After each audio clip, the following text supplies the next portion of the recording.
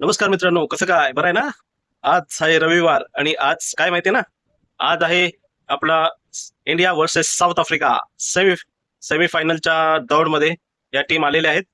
तर आपले सुपर एटची जे ग्रुप आहेत हे तयार झालेले आहेत.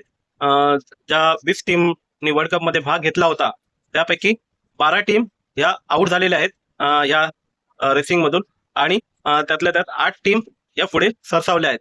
तर या 8 टीम ह्या कोण कोणाबरोबर कोणत्या टीम मध्ये आहेत तर त्याचं थोडक्यात आता मी सांगतो ते बघा तुम्ही. ठीक आहे. आपण स्क्रीनवर बघू शकता की इकडे आपल्याला दिसत असेल की भारत आहे ग्रुप एक मध्ये. ठीक आहे. त्याबरोबर आहे साऊथ आफ्रिका आहे. ठीक आहे. आणि वेस्ट इंडिज आहे आणि त्याचबरोबर शेवटला आहे ही आहे झिम्बाब्वे. ठीक आहे. तर ह्या ग्रुपमध्ये आपल्या बरोबर साऊथ आफ्रिका, वेस्ट इंडिज आणि झिम्बाब्वे यांच्या बरोबर आपण या तीन टीम बरोबर आपण सामने खेळणार आहोत. ठीक आहे.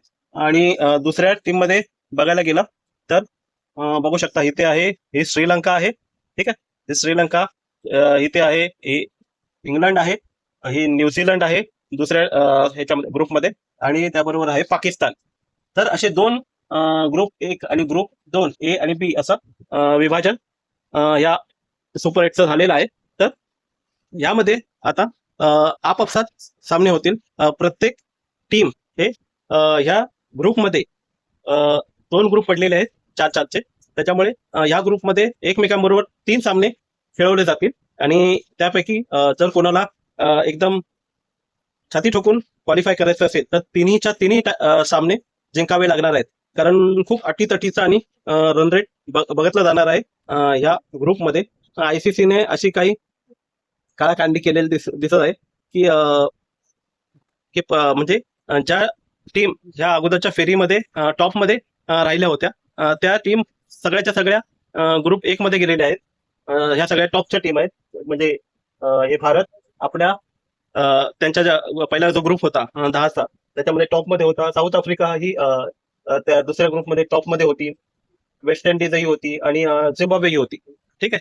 तर हे असे टॉपच्या ज्या टीम आहेत त्यांच्या त्यांच्या ग्रुपमध्ये ज्यांनी टॉप केलेत तर त्या टीम पूर्णपणे ग्रुप एक मध्ये आलेले आहेत. आणि दुसरीकडे आपण बघाल तर श्रीलंका, इंग्लंड, न्यूझीलंड आणि पाकिस्तान ह्या त्यांच्या त्यांच्या ग्रुपमध्ये अगोदरच्या ह्या 2 नंबरच्या टीम होत्या क्वालिफाय करणाऱ्या त्या पूर्णपणे ग्रुप बी ग्रुप 2 नंबर या ग्रुपमध्ये विभाजन झालेले आहेत. तर आयसीसीचा हा ग्रुपवरी नियम काही समजला नाही तरी पण जे आता पत्रात पडलंय ते झेलायचंच आहे. तर ह्यामध्ये आज सुरुवात होत आहे आपली इंडिया म्हणजे भारताची साऊथ आफ्रिकेबरोबर. तर हा सामना आजचा असेल भारत वर्सेस साऊथ आफ्रिका.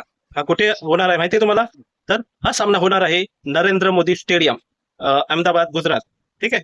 तर ह्या स्टेडियम मधली पिच कशी खेळते तर ती स्टेडियम मधली जी पिच आहे ती बॉलर आणि बॅट्समन या दोघांनाही फेवर करते. आणि स्पिनर म्हणजे फास्ट बॉलरही चांगले चालतात आणि स्पिनरही या पिचवर चांगले चालतात. तर ही जगातली हे स्टेडियम जगातले बघायला गेले तर एक सर्वात मोठे स्टेडियम म्हणून नावाजलेले आहे. ठीक आहे. भारतातलं आणि जगातलं सगळ्यात मोठं स्टेडियम हे नरेंद्र मोदी स्टेडियम म्हणून ओळखलं जातं. तर ह्याच नरेंद्र मोदी स्टेडियमवर आजचे भारत आणि साऊथ आफ्रिका हा सामना रंगणार आहे. हा सामना आपल्याला बघायला मिळेल सोनीच म्हणतोय सॉरी स्टार स्पोर्टवर. ठीक आहे. टीव्हीवर बघायचं असेल कॅबलवर आणि जर मोबाईलवर किंवा अँड्रॉइड टीव्हीवर जर तुम्ही बघत असाल तर जिओ हॉटस्टार या ऍपद्वारे आपण त्यावर बघू शकता. ठीक आहे. तर या स्टेडियमवर स्लो बॉलर आणि फास्ट बॉलर या दोघांनाही समांतर विकेट्स मिळतात. म्हणजे आणि बॅटिंगही चांगल्या प्रकारे होते. तर एक स्पोर्टिंग विकेट म्हणून या स्टेडियम मधल्या जे पिच आहेत त्याला ओळखलं जातं. त्यामुळे आपल्याला खूप चांगला सामना बघायला मिळेल. जो चांगला खेळेल नक्कीच त्यांची टीम जिंकेल या मॅच मध्ये. तर ह्या मॅच मध्ये साऊथ आफ्रिकेसमोर भारत थोडाफार म्हणजे 45% जिंकण्याचे चान्सेस आहेत.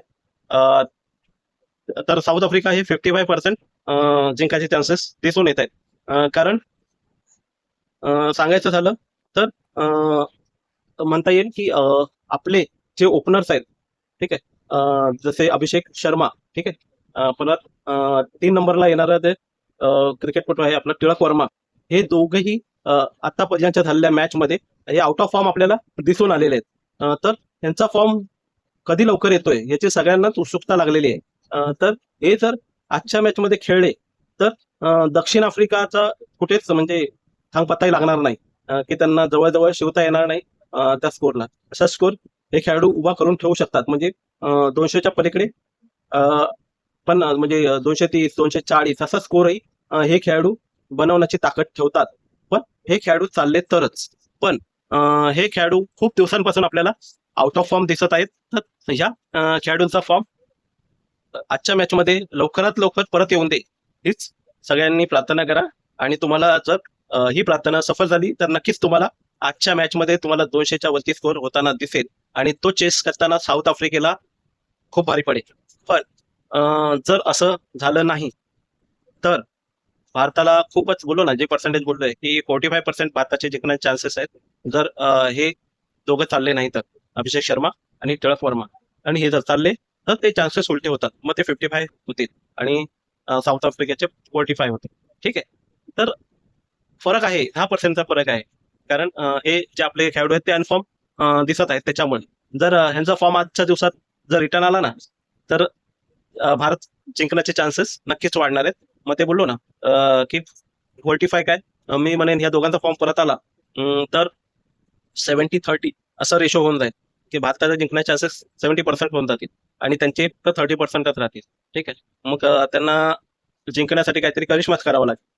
ठीक आहे, पण प्रार्थना करा की अभिषेक शर्मा आणि 3ऱ्या नंबरला येणारे जे आहेत कोण, ते आपले तिलक वर्मा, की त्यांनी अगोदरचे जे ICC इव्हेंट आहेत ते गाजवले आहेत आपले आणि ट्रॉफी मिळवून दिलेली आहे भारताला. तर त्यांचा फॉर्म परत येणं हे आपल्याला सेमीफायनल मध्ये घेऊन जाण्याच्या दृष्टीने खूप महत्वाचे आहे. आणि ह्या राऊंडमध्ये खेळवली जाणारी प्रत्येक मॅच आपल्याला जिंकणं खूप गरजेचं आहे. कारण तेच ठरवणार आहे की आपण सेमीफायनलला जाणार किंवा नाही जाणार. कळलं? तर आपली प्लेइंग 11 काहीशी अशी असेल. ओपनिंगला येतील अभिषेक शर्मा आणि त्यांच्याबरोबर ईशान किशन तर आपल्याला चांगल्या फॉर्म मध्ये आतापर्यंत दिसलेले आहेत. फक्त मागची जी मॅच झाली होती त्याच्यामध्ये ते लवकर आउट झाले होते. पण ठीक आहे ना, बाकीचे मॅच आता म्हणजे ज्या मॅच झाल्या त्यांनी खूप चांगली साथ दिली मॅच जिंकण्यासाठी आणि मॅच जिंकवल्या आणि खूप मोठा सिंहाचा वाटा उचललेला आहे या आपण जो पण स्कोर बनवलेला आहे त्यामध्ये. ठीक आहे, त्याच्या मागोमाग 3ऱ्या क्रमांकावर येतील आपले टिळक वर्मा. तेही आपल्याला काहीशे अनफॉर्म दिसत आहेत. पण आपण बोललो ना, प्रार्थना करूया की त्यांच्या आजच्या मॅचमध्ये फॉर्म परत येऊ दे आणि आपल्याला खूप चांगली खेळी करून दाखवून दे. ठीक आहे, कारण ही मॅच जिंकणं खूप महत्वाचं आहे भारताच्या दृष्टीने. तर टिळक वर्मा हे 3ऱ्या क्रमांकावर येतील. त्याच्यानंतर मग आपले अक्षर पटेल येऊ शकतात किंवा दुबे पण येऊ शकतात, शिवम दुबे. ठीक आहे, किंवा हार्दिक पांड्या सुद्धा येऊ शकतात. तर वेळेकाळानुसार जशी गरज लागेल तसे आपले सूर्यकुमार यादव या तिघांपैकी कोणालाही वरच्या क्रमांकावर पाठवू शकतात फटकेबाजीसाठी. ठीक आहे, तर हे ह्या तिघांनाही खूप चांगली खेळी करून दाखवलेली आहे अगोदरच्या मॅचमध्ये. तर हे तिघाही ह्या 4थ्या क्रमांकावर सॉरी 5व्या क्रमांकावर येऊ शकतात. तर 4थ्या क्रमांकावर कोण येणार, आपले सूर्यकुमार यादव स्वतः येणार. कारण हे कॅप्टनची एक महत्वपूर्ण भूमिका ह्या नंबरला निभावतात आणि ते दिसलेलं आहे आपल्याला अगोदरच्या मॅचमध्ये पण. म्हणजे मॅच कुठल्या स्थितीमध्ये आहे तिथून ते एक चांगल्या स्थितीमध्ये नेऊन त्या मॅचला ठेवतात. पण कधी कधी विकेट गेल्या तर घसरगुंडी उडते आपली. ठीक आहे, तर तसे खेळाडू आपल्या या टीम मध्ये दिसून म्हणजे पहिले जरी आपले खेळाडू लवकर आउट झाले असतील पण मागच्यांनी येऊन तो गेम सावरलेला आहे आणि त्यामुळेच आपण हे जे वर्ल्ड कप मधले सामने आहेत ते जिंकत आलेलो आहोत निरंतर. ठीक आहे, तर त्यामागे एक टीम बिल्डिंग जे केलेली आहे सूर्यकुमार यादव ती खूप महत्वाची ठरलेली आहे. तर 4 नंबरला सूर्यकुमार यादव हे स्वतः येतील. 5 नंबरला येतील आपले हार्दिक पांड्या. ठीक आहे, 6 नंबरला येतील शिवम दुबे. 7 नंबरला येतील अक्षर पटेल आणि नंतर मग आपले जे बॉलर आहेत त्याची लाईन लागेल. त्याच्यानंतर येऊ शकतात आपले अक्षर पटेलच्या नंतर वरुण चक्रवर्ती येऊ शकतात, किंवा जे बुमरा आहेत, बुमरा आपले तेही चांगले बॅटिंग करतात, हिटिंग करतात. प्लस त्याच्यानंतर कुलदीप यादव सुद्धा या मॅच मध्ये खेळताना दिसू शकतात. ठीक आहे. तर अशी काहीशी आपली प्लेइंग 11 असेल. तर साऊथ आफ्रिकेमधून आपल्याला कोण सतवू शकतं. ठीक आहे. तर मार्करम यांचा फॉर्म, चांगला फॉर्म भारताला चिंतेची सबब दाखवू शकतं. ते बॅटिंगही करतात आणि वेळेला बॉलिंगही करतात. ठीक आहे. तर मार्करम हा बॅट्समनही आहे आणि बॉलरही चांगला आहे. विकेट पण त्यांनी मिळवून दिलेले आहेत वेळेला साऊथ आफ्रिकेला. त्याच्यामुळे मॅचचा कायापालट होऊ शकतो. त्याच्याबरोबर फिलिप्स आहे. ठीक आहे. हाही ऑलराऊंडर खेळाडू आहे, बॅटिंगही करतो आणि बॉलिंगही करतो. तर आपल्याला हे दोन ऑलराऊंडर आहेत, त्यांच्यापासून खूप जपून राहावं लागणार आहे. तर त्यांना लवकरात लवकर आउट करून पवेलियन मध्ये पाठवणं हे आपल्या बॉलरची प्राथमिकता असेल. जर ह्याच्यामध्ये आपण सफल झालो तर मार्करम आणि फिलिप्स यांच्या बरोबरच डॉन ब्रेव्हिस आहे. तर त्याचबरोबर त्यांच्यामध्ये अजून खाली बॉलिंगसाठी लुंगी एंगेडी आहे. ठीक आहे. खूप चांगली बॉलिंग करतात. महाराज आहे. तर हे जे काही की प्लेयर्स आहेत त्यांच्यामधले, ते कधीही मॅचला पलटी करवण्याचं सामर्थ्य ठेवतात. त्यामुळे साऊथ आफ्रिका खूप स्ट्रॉंग टीम आहे भारताविरुद्ध आणि अन्य टीम विरुद्ध सुद्धा. ते असेच नाही टीम एक मध्ये आलेले आहेत. तर त्यांच्या ग्रुपमध्ये याच्या अगोदर खूप मजबूत टीम होत्या आणि त्यांना पार करून ते ह्या ग्रुपमध्ये त्यांनी पदार्पण केलंय. तर हा ग्रुप खूप मजबूत आहे. भले झिम्बाब्वे तुम्हाला आपल्या ग्रुपमध्ये दिसते, पण ह्या ग्रुपमध्ये खूप मोठी परीक्षा पार करून आलेली आहे. त्यांनी मागच्या ज्या ग्रुप मॅच होती त्याच्यामध्ये ऑस्ट्रेलियाला हरवलेलं आहे आणि श्रीलंकेला पण हरवलंय. तर त्यांना पण हलक्यात घेऊ शकत नाही. पण आजची जी मॅच आहे भारत आणि साऊथ आफ्रिका, तर यांच्यावर आपण लक्ष केंद्रित केलं पाहिजे. ठीक आहे. तर हे काही की प्लेयर्स आहेत आजच्या मॅच मध्ये जे साऊथ आफ्रिकेच्या बाजूने खेळू शकतात. Markram, Phillips, Don Brevis, Lungi Ngidi, Maharaj. ठीक आहे. हे भारताला सतावताना दिसू शकतात. तर ह्यांची नांगी चित्रून काढायला लागेल जर त्यांना हरवायचं असेल तर लवकरात लवकर. आणि चांगल्या रन रेटने जिंकणं खूप गरजेचं आहे. जर आपण चांगल्या रन रेटने जिंकण्यामध्ये सफल झालो तर सेमीफायनल मध्ये चांगल्या स्थानावर आपण नेऊन बसू शकतो. ठीक आहे. तर हे आहे आजचे प्लेइंग 11 प्रेडिक्शन. ठीक आहे. तर बेस्ट ऑफ लक आपल्या भारतीय खेळाडूंना, हे आपले चक्रे इंडियाच्या वतीने.